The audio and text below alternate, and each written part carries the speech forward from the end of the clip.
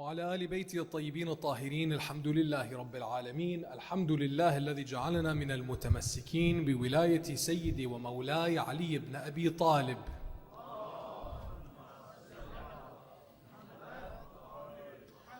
والحمد لله الذي هدانا لهذا وما كنا لنهتدي لولا أن هدانا الله. بسم الله الرحمن الرحيم. رب اشرح لي صدري ويسر لي أمري واحلل عقدة من لساني يفقهوا قولي. In the name of Allah, the most beneficent, the most merciful, we ask Allah to send His greatest peace and blessings upon Muhammad wa Ali Muhammad.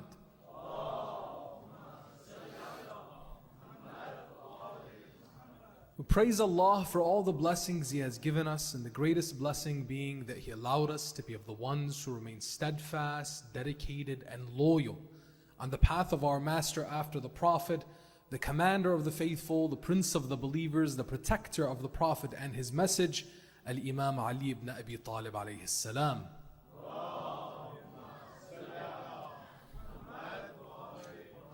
We praise Allah for this blessing and every blessing, for without Allah we would have nothing. Assalamu alaikum, my dear respected elders, my dear respected brothers, my dear respected sisters, wa rahmatullahi wa barakatuh.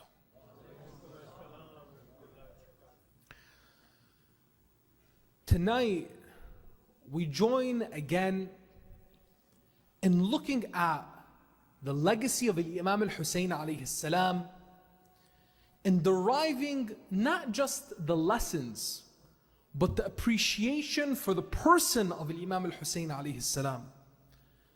Imam Hussain was not merely a role model for us to look at and say, I want to be like him. He has some virtues, some conduct that are good for people to emulate. He wasn't a mere role model, even though he is the best of role models. The Imam alayhi salam is that connection for us to Rasulullah sallallahu alayhi wa alih.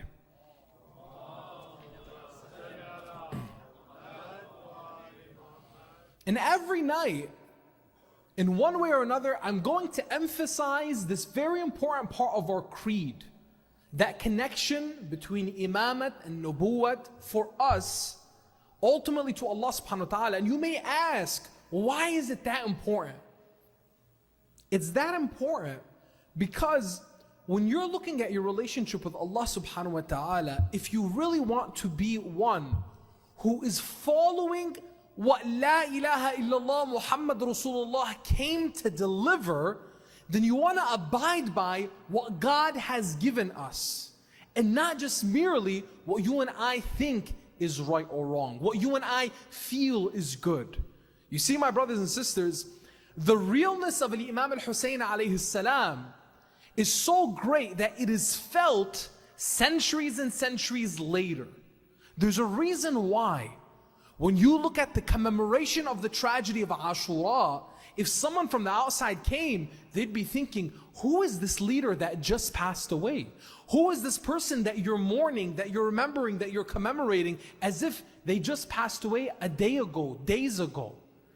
The miracle of Imam Hussain alayhi salam, as Allah subhanahu wa ta'ala willed it, is that it is a living legacy. And it's that confirmation for you and I to constantly go back to Allah subhanahu wa ta'ala. As in, Allah subhanahu wa ta'ala loved His creation so much. Listen carefully to this. That Allah subhanahu wa ta'ala loved and loves His creation so much that He would give them Muhammad wa al Muhammad.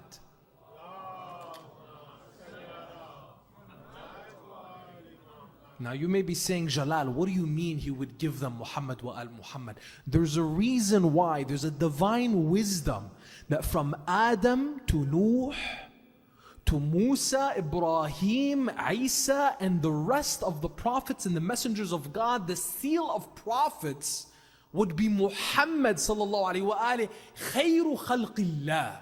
Allah subhanahu wa ta'ala tells us who is the most beloved to Him. Allah subhanahu wa ta'ala tells us who is the closest to Him. Allah subhanahu wa ta'ala tells us who is His greatest creation. Allah tells us. And that greatest creation, that beloved Habibullah Muhammad tells us حسين مني وأنا من حسين أحب الله من أحب حسين. The connection to this nubuwwah, to Allah subhanahu wa ta'ala ultimately comes through who the Prophet said, Al-Hussein misbah al-huda wa safinatu najat. Hussein is the light of guidance and the ship of salvation. These themes you know. These themes are not new. But for us to put them in the perspective and within the context of, I want to be Husseini. Tonight, what I want us to explore, my dear brothers and sisters, as we're trying to be blessed with the history and the commemoration of the story of Imam Hussain alayhi salam, which in the past couple nights, we got through some of his childhood, in his teenage years, starting into his adulthood. Yesterday we left off with the caliphate of Uthman ibn Affan, the third caliph. We're gonna get into some more of the story of Imam Hussain alayhi salam as this develops, so that when we go even further into the details of the history, I want us to appreciate that context by which Imam Hussain alayhi salam had his movement, and by which you and I will see Imam Hussain alayhi salam is so real for me. The brothers in front of me, I want to be the best man I can be. The sisters that are listening, I want to be the best woman I can be. Imam Hussain alayhi salam shows me the way. If you want to be a true man, you have no other than Al-Hussain al-Abbas to look at. Yes, there were only 72 companions. Yes, the whole caravan of Imam Hussain alayhi salam was not more than 100 men. But those 100 men, you will take them any day of the week over the 30,000, the 70,000, the hundreds of thousands that would stand against Ahlul Bayt. Wouldn't you not? Give me the 100 with Al-Hussain alayhi salam over the whole world, and I'll choose them 1,000 times over. You know why? Because Zuhair ibn al-Qayn and the rest of the companions said, Ya Aba Abdullah, we will never leave you, even if we are killed and we are burned 1,000 times over, we will never leave you. Why wouldn't you leave Hussein? Why wouldn't you take what Al-Hussain alayhi salam gave them? He gave them an opportunity to leave on the eve of Ashura, told them, listen, take each other's hands, escape in the darkness of the night, save your own souls. I give you the excuse, I give you the pardon to leave. But they were loyal. They were committed. They had faith in Al-Hussain alayhi salam, who had faith in Allah subhanahu wa ta'ala. Tonight, my dear brothers and sisters, I want us to focus on, I'm going to start off with from the very beginning and let you know, tonight I want us to focus on, our reflection together tonight is having faith in Allah subhanahu wa ta'ala's plan. Having faith in the plan of Allah subhanahu wa ta'ala. Now this is a theme that we're going to see throughout the nights, but tonight I want to especially focus on this. As Allah subhanahu wa ta'ala tells us in the Holy Quran, in Surah Al-Anfal, chapter 8, verse 30, they plan and Allah plans. And Allah is the best of planners.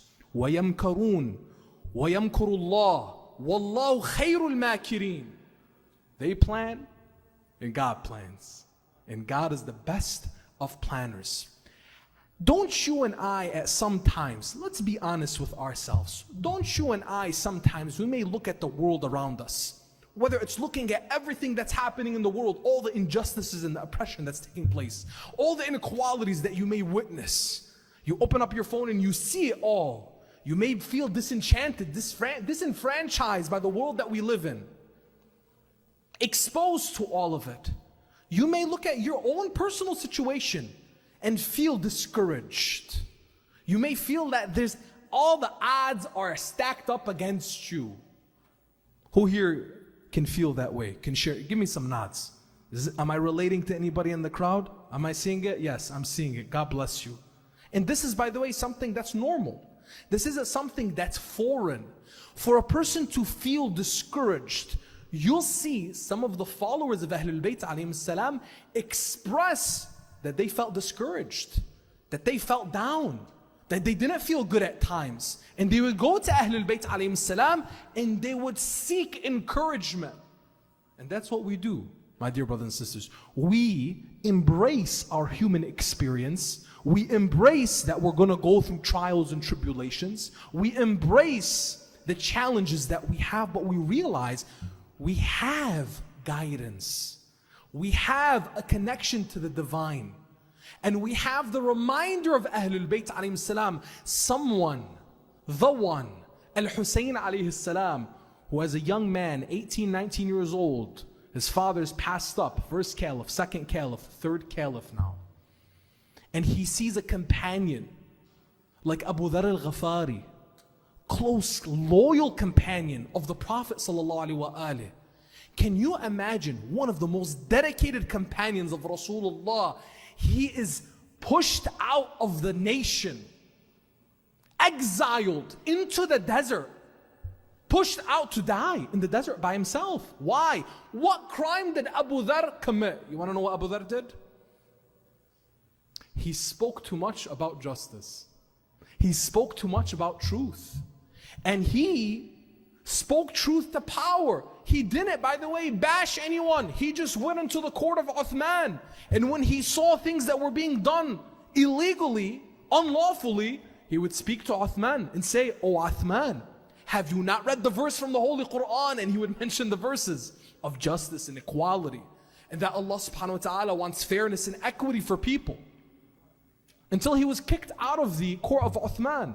Marwan ibn al-Hakam, one of the close advisors of Uthman, of the third caliph, who also happened to be, him and his father, ones who were banished and exiled by Rasulullah. Subhanallah, when you look at the history of the Umayyads, you see that this family, Marwan and his father al-Hakam, were banished by the Prophet. They were brought back during the third caliphate. And during the third caliphate, they caused a lot of trouble. And these individuals themselves and their family members would rise to the caliphate themselves when the Umayyads would come to power eventually. Can you imagine that? When Imam Hussain, my dear brothers and sisters, mobilized himself against injustice, against oppression, and his movement was made, it was not one that just happened within a few years. This was years in the making. So when I see, for example, this historical backdrop in which Uthman banishes Abu Dharr, initially he told him, go and leave Medina, which was the capital at that time. Leave Medina and go to Sham. Leave Medina and go to Sham. Who's the governor in Sham? Muawiyah. So Abu Dharr, he's not in the court of Uthman anymore. He decides to go to the court of Muawiyah and speak truth and justice. Whenever he saw inequalities, he would speak directly and say, listen, this isn't the way of the Prophet. So Muawiyah begins complaining to Uthman. Says, why have you sent him here? Why have you sent him here? Take him back. And Uthman wasn't having any plan to take him back. So he had him exiled. And Abu Dharr would die in the desert, lonely, banished. But Abu Dharr would also be, historians would tell us, credited for initiating the seeds of tashayyu' in a place that's now called Lebanon. Place where I come from, where my family comes from. Abu Dharr al-Ghafari is credited the tashayyu' that we see in Lebanon, in Jabal Amil, which was at a point in time in Shia history a hub for the Marja'iyya, in which some of our greatest scholars came from. Abu Dharr al-Ghafari was one of the companions of the Prophet who he was credited for putting the seeds of tashayyu' in that place. So yes, even though they planned, Allah plans. So don't be discouraged, my brothers and sisters. When you see what's going on in the world today, when you may be in a slump of your own today, don't be discouraged. Hold on to the rope of Allah. As Abu Dharr was told by Imam Hussain himself, because before Abu Dharr was banished to the desert, before he was banished to the desert, Imam Ali, Imam al-Hassan, Imam al-Hussain, Ammar, and a few other companions against the command of Uthman, because Uthman said, no one is to see Abu Dharr off before he is banished. And Marwan ibn al-Hakam made sure he would walk on his horse and go to make sure that he was sent off and no one was around. Imam Ali comes with Imam al-Hassan, Imam al-Hussain and Ammar, Marwan ibn al-Hakam begins yelling at Imam Ali alayhi salam, how dare you defy the command of the Caliph? Imam Ali alayhi salam responds to him, how dare I defy his command? How dare I defy the command of Allah subhanahu wa ta'ala? And he would slap his horse and Marwan ibn al-Hakam's horse would take off. Imam Ali alayhi salam would see that Abu Dharr is spoken to and prayed for before he was banished. And Imam al-Hassan had a few words with him. And Imam al-Hussain had a few words with him. And some of the words that are narrated that Imam al-Hussain alayhi salam shared with Abu Dharr, words of comfort that you and I can have even for ourselves. He told him, "Oh uncle, rest assured and have the comfort that you followed the command of your Lord and were on His way and not on the way of others." They plan and Allah plans, and Allah is the best of planners. Imam al-Hussain alayhi salam would see all of the corruption that would take place during that caliphate until 12 years later. With the end of that caliphate, Imam Ali alayhi salam would be called upon by the people. He would be called upon the people. And forgive me, my dear brothers, I'm going to call upon you right now. If you can all take a couple steps forward so the brothers in the back can have a little bit more room. Sallu ala Muhammad wa ali Muhammad.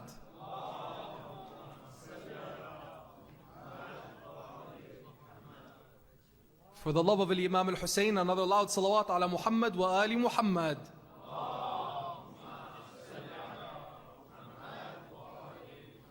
MashaAllah, now I get to see my brothers now up close and personal. God bless you all. May you all receive the blessings of the memory and the commemoration of Ahlul Bayt alayhi salam, the closer and closer you get to the minbar. Sallu ala Muhammad wa ali Muhammad.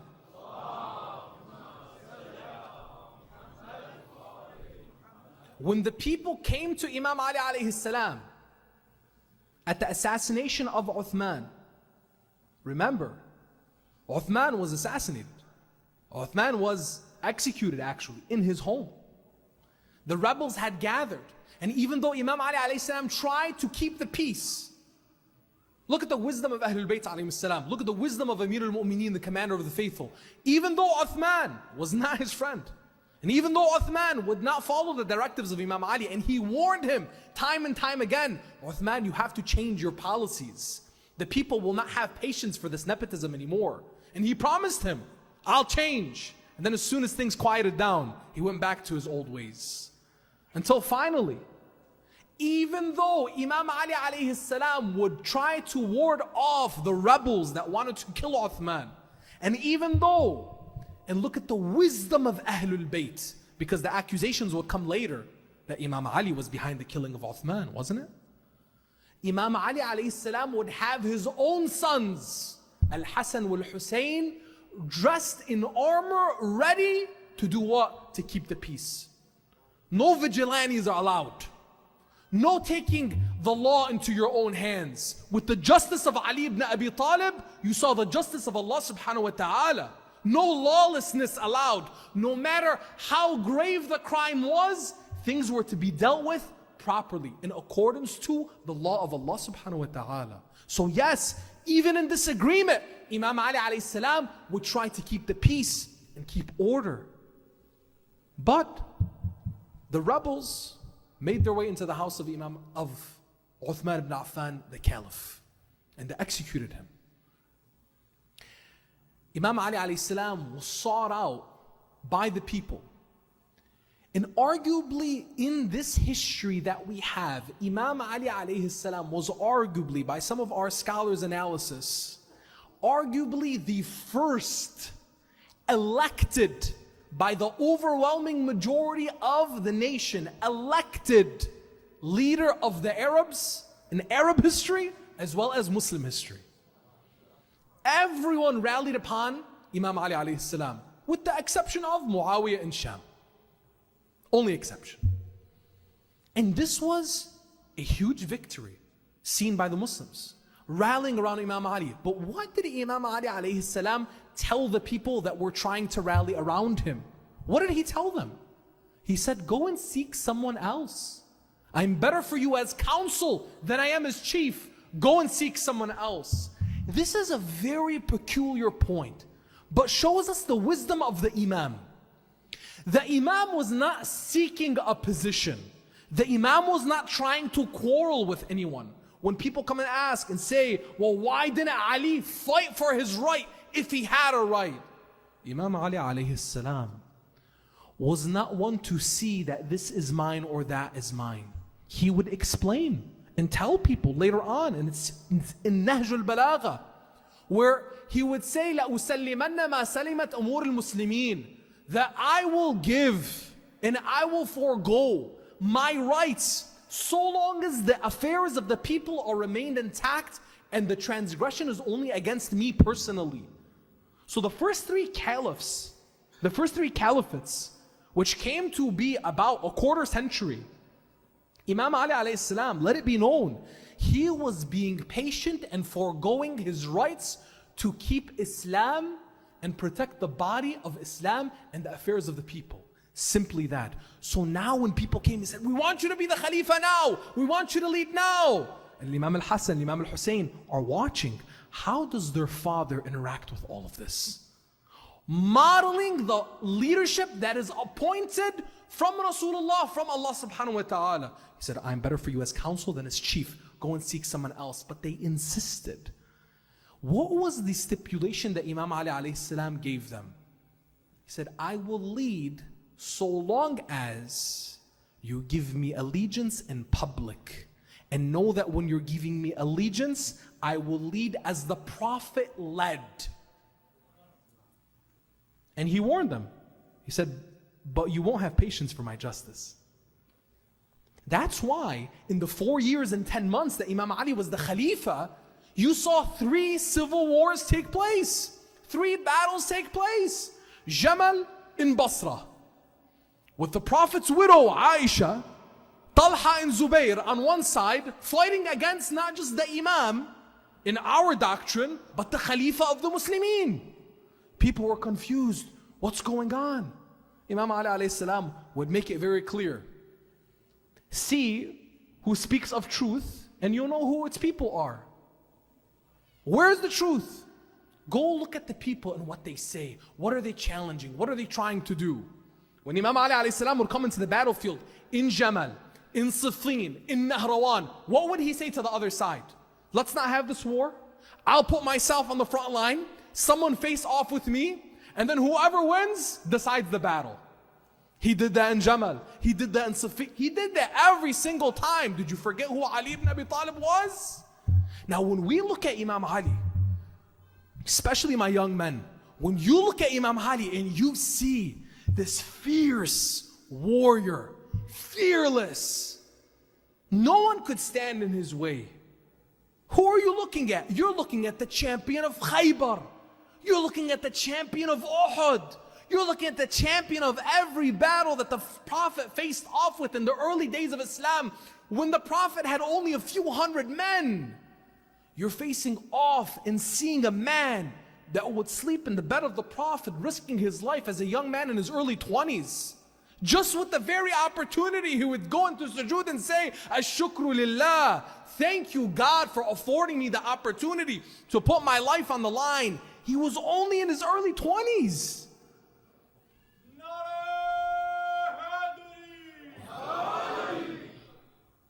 This is the man that would face off in these battles, but know that yes, as fierce as a warrior he was, as he would be the only one who could take the heavenly sword of Rasulullah that was a gift from Jibreel, Dhul Fiqar, the only one who could hold it, the only one whom Rasulullah would say, La fata illa Ali wa la sayfa illa Dhul Fiqar, the only one.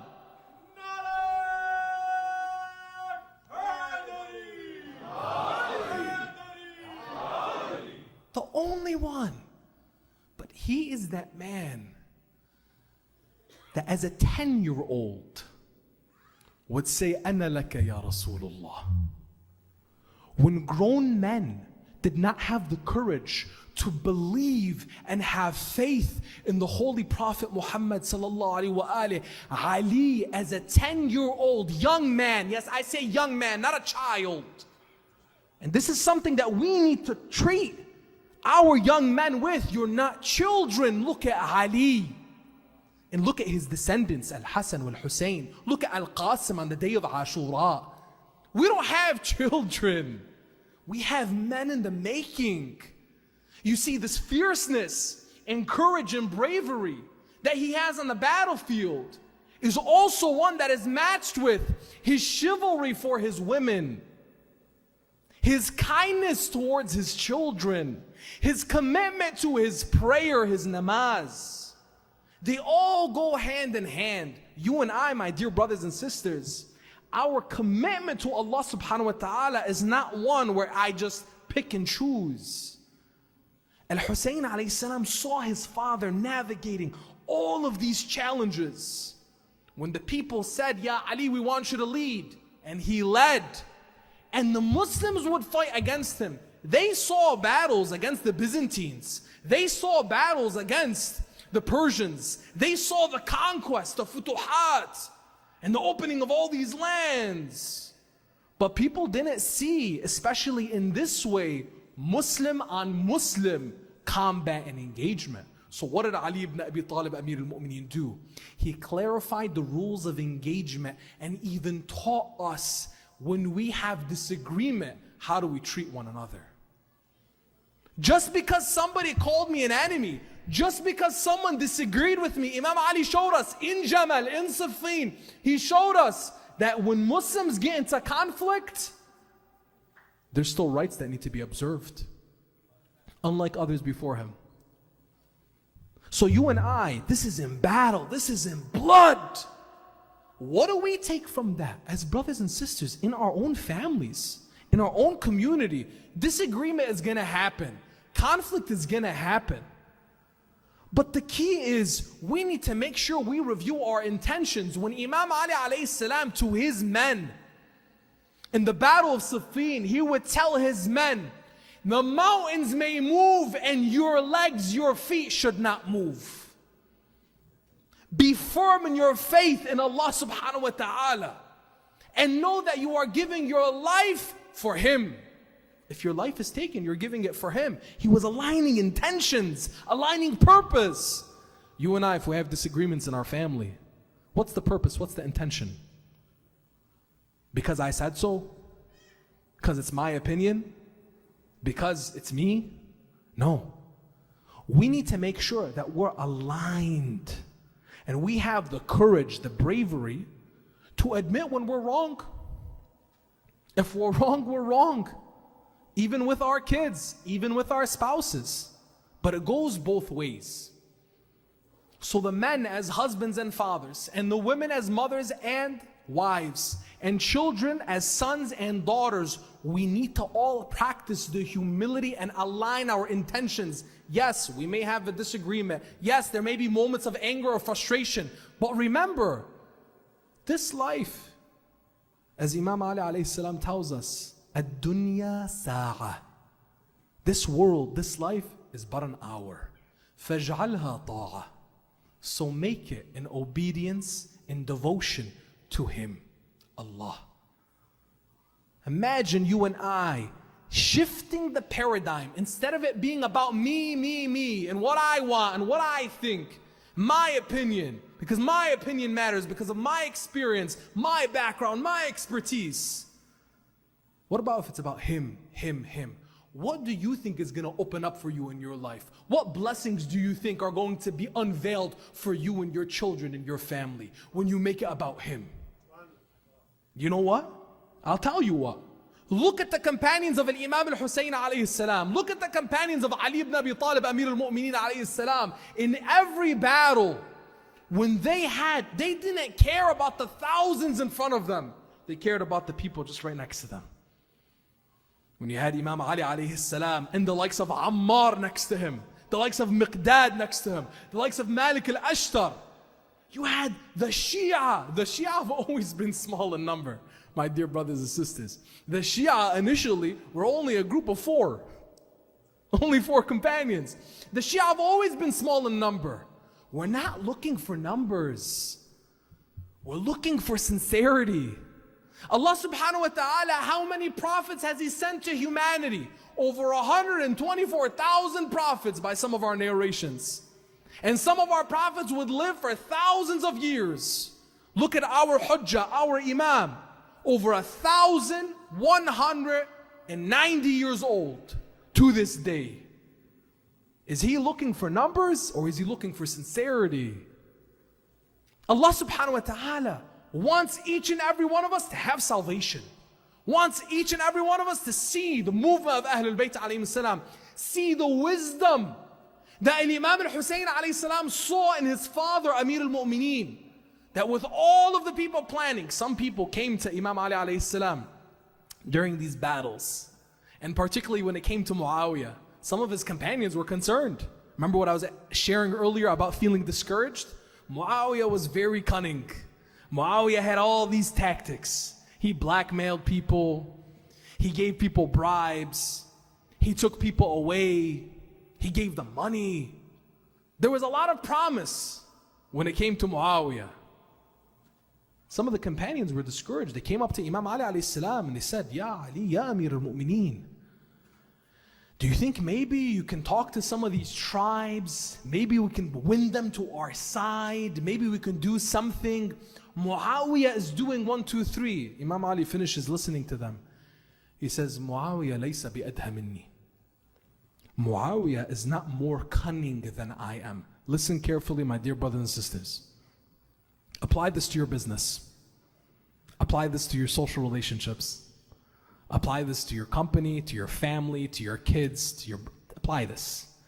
Muawiyah is not more cunning than I. لولا التقى لكنت أدهى العرب.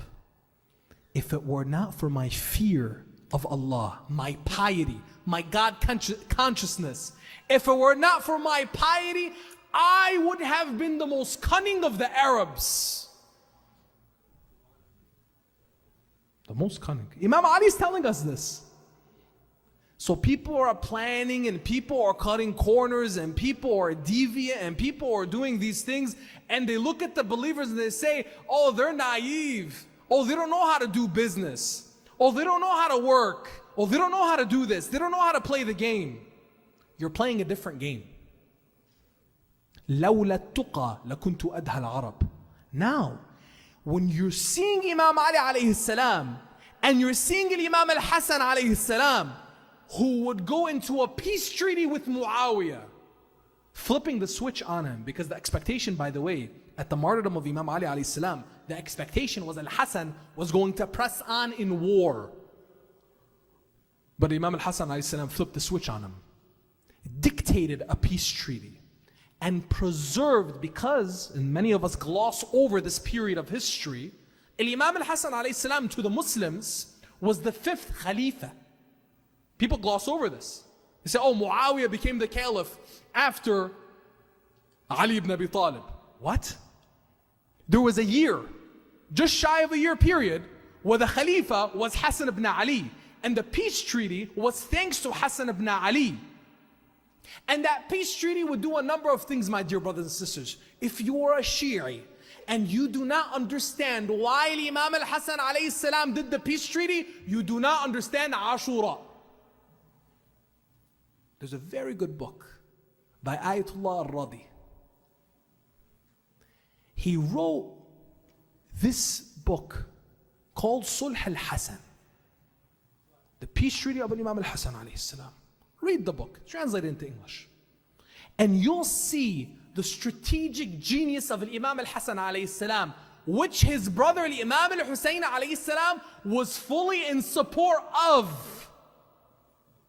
He transformed a failing army that was going to be annihilated by Muawiyah. And no Shi'i, no follower of Ahlul Bayt would have been left at their defeat. Muawiyah was looking for annihilations, our scholars and historians tell us. Imam al-Hasan transformed a failing army to a publicly recognized political opposition that had its rights and would expose the Umayyads for the illegitimate rulers that they would be. The whole dynasty of the Umayyads would be illegitimate by the publicly recognized peace treaty that Imam al-Hasan alayhi salam architected. So when Imam Hussain alayhi salam made his movement towards Iraq and left Mecca, left Medina, regardless of what you thought of Hussein theologically, you saw, yes, Yazid is not a legitimate ruler, because Muawiyah signed to the peace treaty. One of its conditions was he cannot appoint anyone, not even his sons. And that the Khilafah goes back to Al-Hasan wal-Hussein. This is Muslim history. This is what we're looking at. So when you're seeing Imam al-Hussein and you're seeing the movement of Ahlul Bayt alayhim as-salam, it's one that they thought of all of the possibilities. They thought all of the conditions. And it makes us, my dear brothers and sisters, need to take a step back and see we have to be wise. We have to be patient. We have to think 10, 20, 30, 40, 50, even 100 years ahead. For the things that we do today, they do have an impact. And though, yes, I tell you, historians say that the Shia came to Imam al-Hussein at the martyrdom of his brother Imam al-Hasan when he was poisoned and killed 8 years into the peace treaty with Muawiyah. And they came to Imam al-Hussein alayhi salam and said, Ya Aba Abdullah, now let us rise. Let us rise against Muawiyah. Take back Iraq and lead. And you will be the one to lead and govern like your father Ali did. You know what Imam al-Hussein alayhi salam responded? He said, I am still on what my brother Al-Hasan was on. And so long as Muawiyah is alive, sheathe your swords. Now some of us may be thinking, well, Muawiyah was breaking every condition of the peace treaty. He was breaking every condition of the peace treaty. He was upholding his side of the bargain. No, they should be able to make that movement. Ahlul Bayt alayhim salam showed us otherwise. We always take the higher ground. You know why? Because we're playing a different game. لولا التقى لكنت أدهى العرب. If it were not for piety, I would have been the most cunning of the Arabs. Our goal, my dear brothers and sisters, is not to be cunning, is not to cut corners. Our goal is the pleasure of Allah subhanahu wa ta'ala in this life and the next. So when you and I are building our families, raising our children, being the men and the women that we are destined to be as true followers of Ahlul Bayt alayhim salam, building up our businesses, building up our careers, we are in service of the Almighty One, Allah subhanahu wa ta'ala, and we only answer to Him and His vicegerents. Meaning what? We want the best for our community. We want the best for our society. We want the best for humanity. And even when we are oppressed, and even when our rights are taken, we are patient and we see it through, because we know our role in this world. We know what our role is supposed to be. We look at the cries of the women and children in Karbala, and we see not that that tragedy and those cries would go in vain. They would echo across the centuries so that you and I can know, be patient, have faith, and do not lose hope in the plan of Allah. They plan and He plans, and Allah is the best of planners. Now, my dear brothers and sisters, with the time that we have,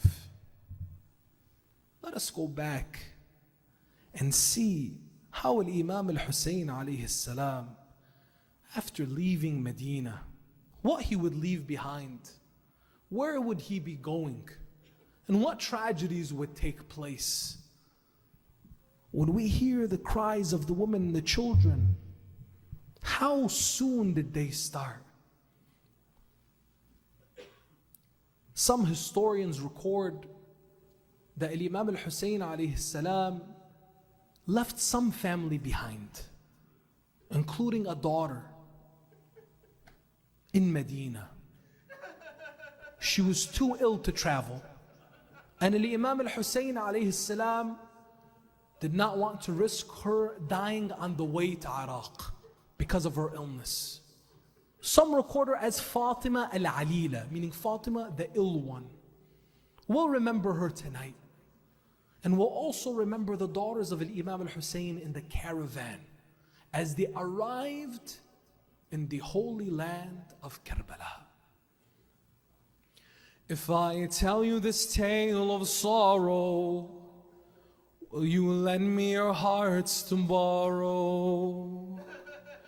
If I tell you this tale of sorrow, will you lend me your hearts to borrow? Will you shed a tear for Hussein? Will you remember Zainab's pain? And if we stay here tonight until tomorrow, will you bear this tale of sorrow? Listen here to Hussein's story, a story of heartache and glory, a story of heartache and glory. When Imam Hussain was leaving the city of the Prophet, Al-Madinah, before the caravan was making its way, one of his daughters comes forward. She tells him, oh Father Hussein, please take me with you. What does a father say to his daughter as she's too ill to travel? She's so small, so fragile. He tells her, my dear Fatima, be patient, my dear, I will see you soon. Little did she know that she would see Imam Hussain in the afterlife.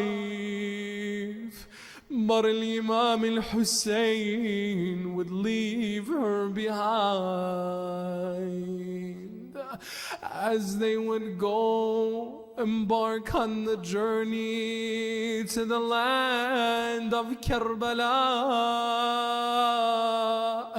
days and weeks would pass until they came upon a land. They say that the horse of Imam Hussain on this journey would stop abruptly and would not move. Imam Hussain then said, give me another horse, perhaps this horse is tired. But that horse would also not move. Imam Hussain would look around. He would ask them, what's the name of this land? They would tell him, some call it Al-Ghadriya. He said, does it have another name? They would tell him, some call it Nainawa. He said, does it have another name? Until they would go through all of the names of this land and finally say that some people of the old age would call this land Karbun wa Bala. Imam Hussain would respond, indeed, this is the land that my grandfather Rasulullah promised me. This is the land of Karbun wa Bala. This is the land of trial and tribulation. This is the land that our men will be killed. This is the land that our women would be taken captive. This is the land that our children will be orphaned. My dear brothers and sisters, in the land of Karbala, Imam Hussain would give everything he had to protect La ilaha illallah Muhammadan Rasulullah. After the tragedy, bear with me my brother, my sister, after the tragedy that had befallen the land of Karbala on the day of Ashura, all of the companions, all of the sons of Hashim, Aba Fadl al-Abbas, Al-Imam Hussain, all given in the way of Allah, all sacrifice for Allah. Do you remember when Zainab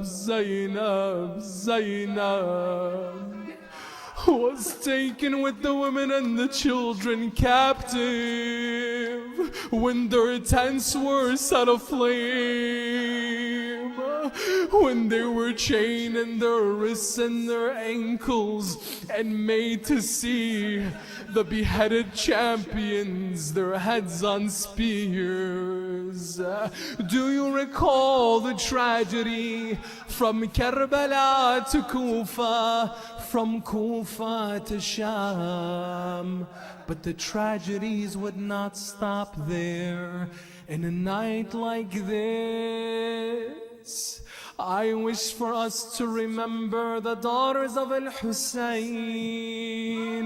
I wish for us to remember the mothers of the warriors.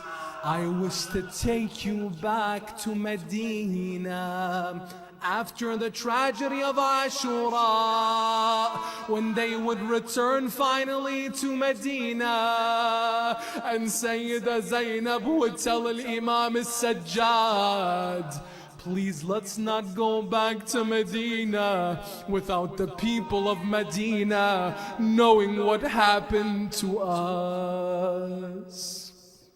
So Imam Sajjad would send a poet into the city of Medina, dressed in black, waving a black flag, dressed on a dressed horse, riding on a black horse into the city of Medina, calling out, "O people of Medina, come gather, come close, come and receive the news of the tragedy that I bring forth." They asked him, "O bearer of news, what news do you have for us, the people of Medina?" He said, "This news can only be shared at the grave of Rasulullah." And as the people are gathering, a young girl would come out from her home. She said, "Oh uncle, do you have any news from Al-Hussein?" He told her, "My daughter, what relation do you have to Al-Hussein?" She said, "I am Fatima bint Al-Hussein." The poet's heart is broken, holding back his tears. He asks one of the men to take her to the outskirts of Medina to see Sayyida Zainab. When Sayyida Zainab would see Fatima al-Alila, she would be broken to pieces, telling her, "Oh Fatima, your father Hussein is gone."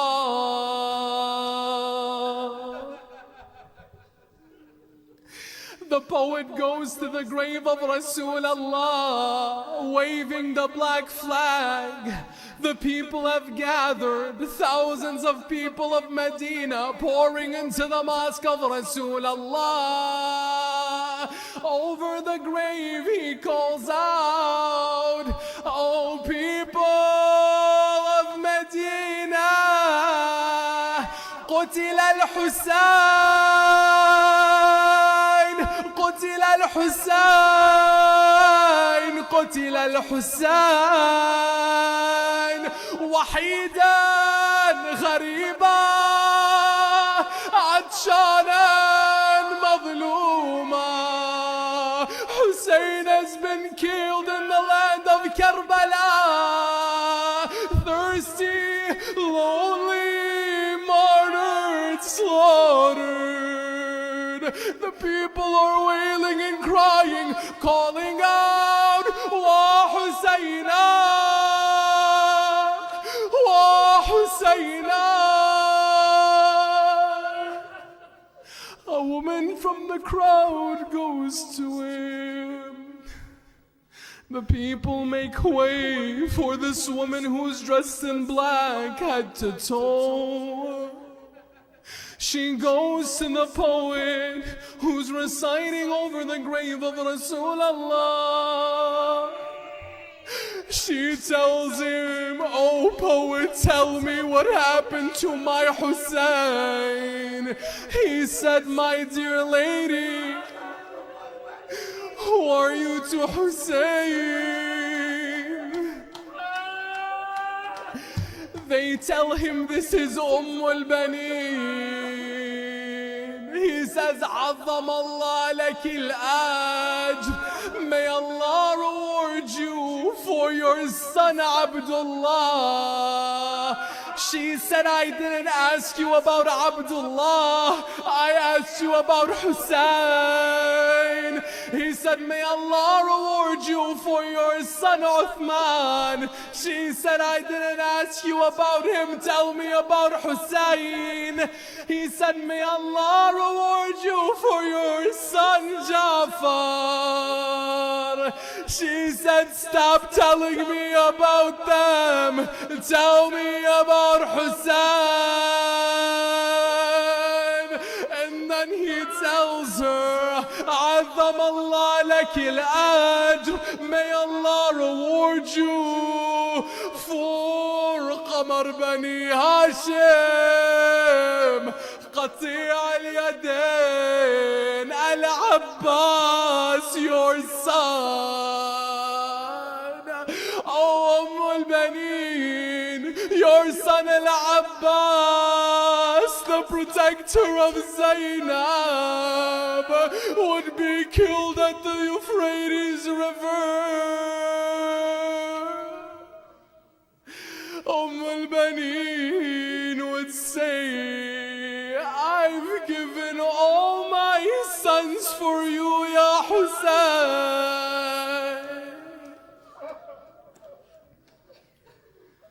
I've given all my sons for you, Ya Hussein.